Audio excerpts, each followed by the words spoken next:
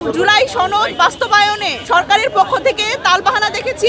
আমাদের এখানে আজকে উপস্থিত হওয়ার খুবই গুরুত্বপূর্ণ কারণ হচ্ছে আমরা জানি যে আজকে সংসদের প্রথম অধিবেশন এবং সেই অধিবেশনে আমরা জানি যে আমাদের পক্ষ থেকে এবং সারা বাংলাদেশের পক্ষ থেকে যে দাবিটি ছিল যে এই সংসদ দুইটি ক্ষমতা পাবে, তার মধ্যে একটি হচ্ছে যে যারা নির্বাচিত হবে তারা পার্লামেন্ট গঠন করবে, তারা রেগুলার কাজ করবে।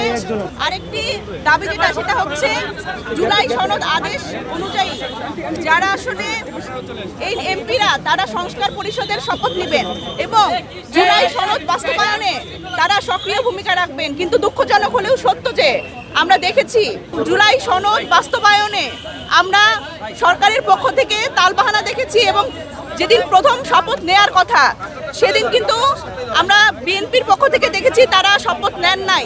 সুতরাং আমাদের প্রত্যেকটি নাগরিক, শহীদ পরিবার, আহত এবং যারা আমরা রাজনৈতিক দল তাদের মধ্যে একটা শঙ্কা তৈরি হয়েছে যে আসলে জুলাই সনদ আদৌ বাস্তবায়ন হবে কিনা।